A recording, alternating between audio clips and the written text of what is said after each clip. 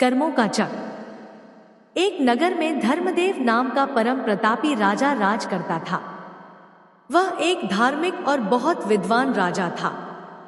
उसके राज्य में हमेशा पूजा पाठ होते रहते थे और वह विद्वान पंडितों से यज्ञ इत्यादि कराता रहता था।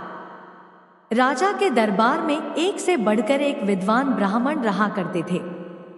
इस तरह राजा का दरबार विद्वानों से भरा हुआ था।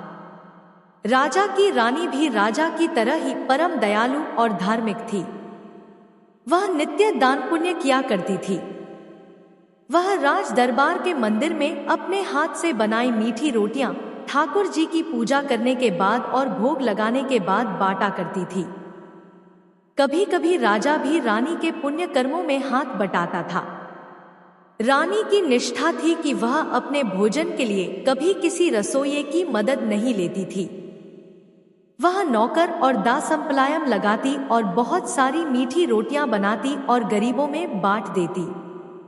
फिर मंदिर से वापस आकर राजा को अपने हाथों से भोजन कराती और उसके बाद खुद भोजन करती। रानी ऐसा अनायास या शौक से नहीं करती थी, बल्कि अपनी और राजा की सुरक्षा के लिए ऐसा करती थी। रानी जिस राजा की बेटी थी, उस राजा के पिता को उनके एक दुश्मन राजा ने रसोइये की मदद से जहर देकर मरवा दिया था। रानी उस समय बच्ची थी और उसने अपने दादा की मृत्यु देखी थी।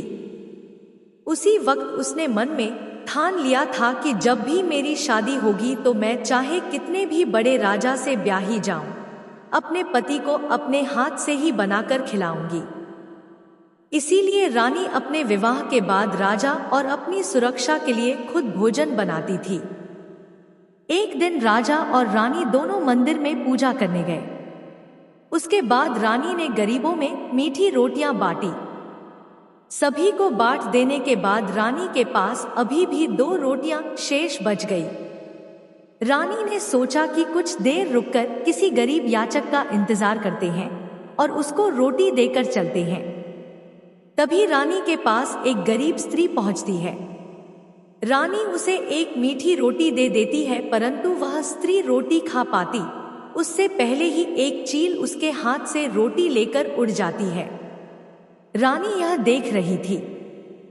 रानी तुरंत अपने पास बची आखिरी रोटी भी उस स्त्री को दे देती है, परंतु इस बार वह स्त्री रोटी को संभाल पाती उससे पहले ही एक कौवा उसे लेकर उड़ गया। राजा और रानी दोनों यह देख बहुत आश्चर्यचकित हुए।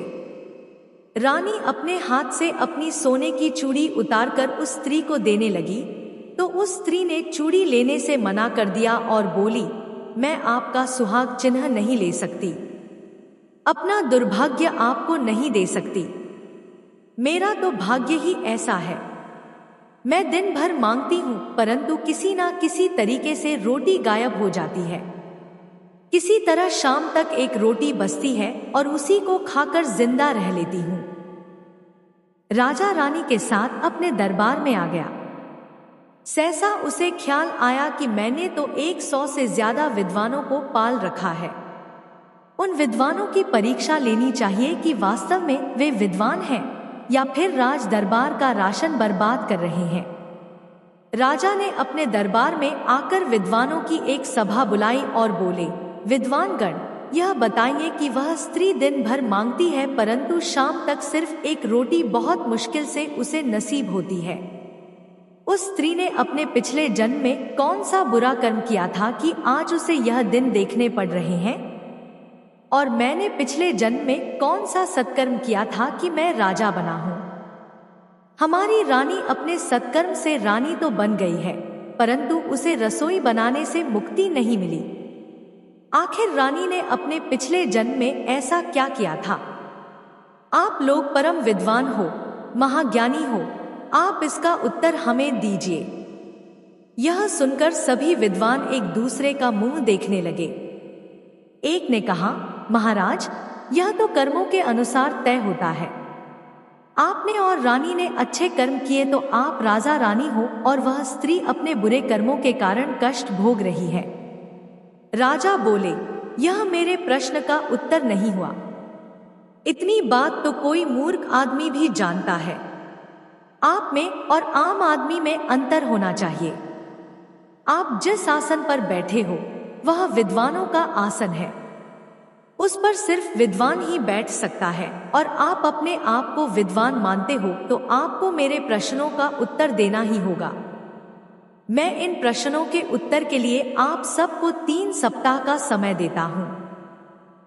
प्रश्नों का उत्तर देने वाले को हम 1000 स्वर्ण मुद्राएं देंगे और उसे राज दरबार में अपने हाथों सम्मानित करेंगे, और जो उत्तर नहीं दे पाएगा उसे कठोर दंड भी देंगे। उसे नगर में गधे पर बिठाकर घुमाया जाएगा, उसके बाद फांसी पर चढ़ाया जाएगा। आप लोग अभी से अपने काम पर लग जाओ। सभी राजा के प्रश्न के उत्तर ढूंढने चल पड़े, परंतु उन 100 विद्वानों में से 96 विद्वान तो दूसरे राज्य में अपनी जान बचाकर भाग गए। कारण था कि वे विद्वान नहीं थे, चापलूस थे।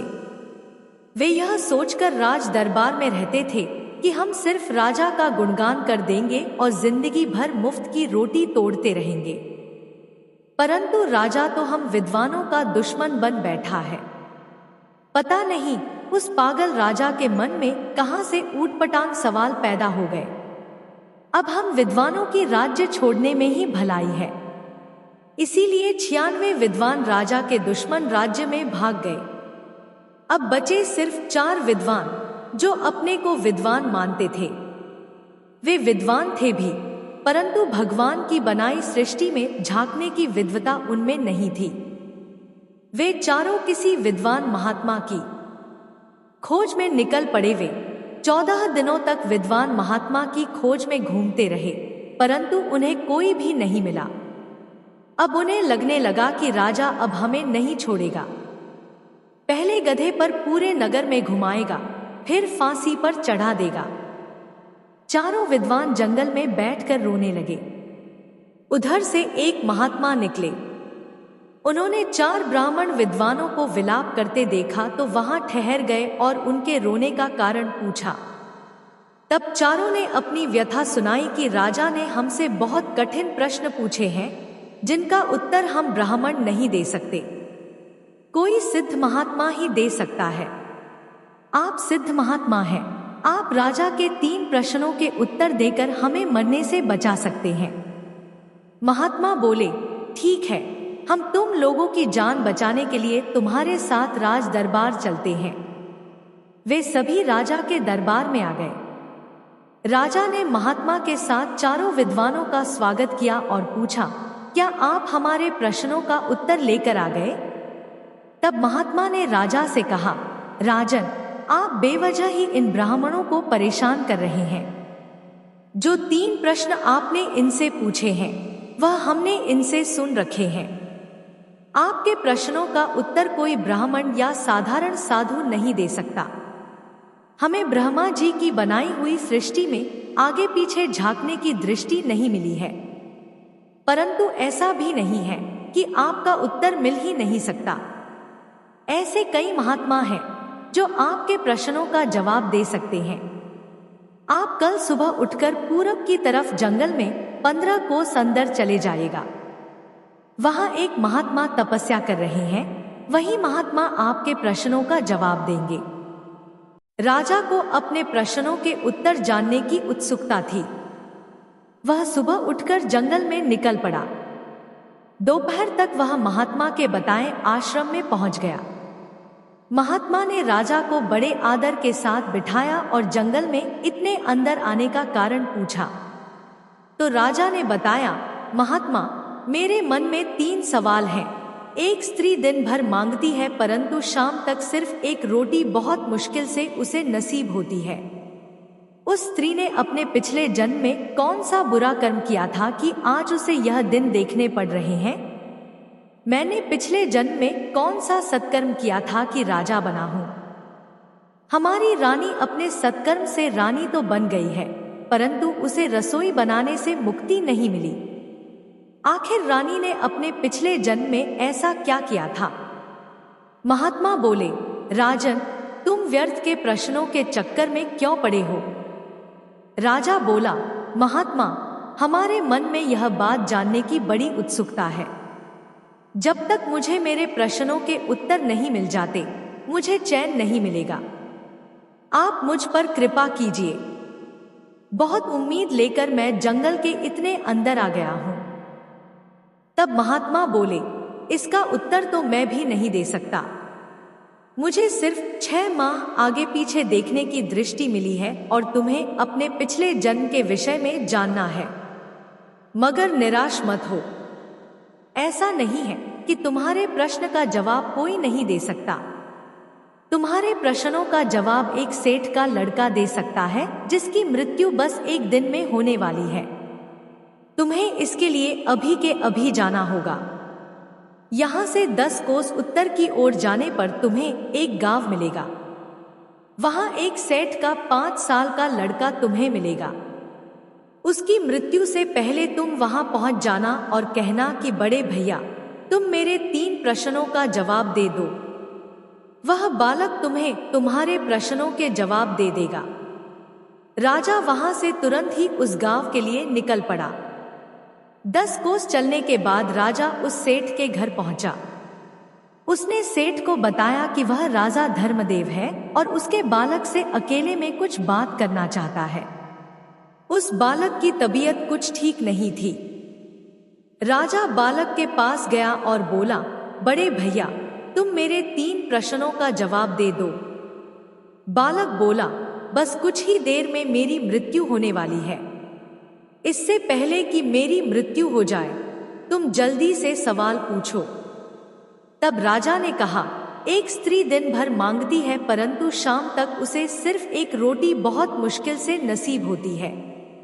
उस स्त्री ने अपने पिछले जन्म में कौन सा बुरा कर्म किया था कि आज उसे यह दिन देखने पड़ रहे हैं? मैंने पिछले जन्म में कौन सा सत्कर्म किया था कि राजा बना हूं? हमारी रानी अपने सत्कर्म से रानी तो बन गई है, परंतु उसे रसोई बनाने से मुक्ति नहीं मिली। आखिर रानी ने अपने पिछले जन्म में ऐसा क्या किया था? तब बालक ने बताना शुरू किया, हे राजन, ध्यान से सुनो। पिछले जन्म में तुम मेरे छोटे भाई थे।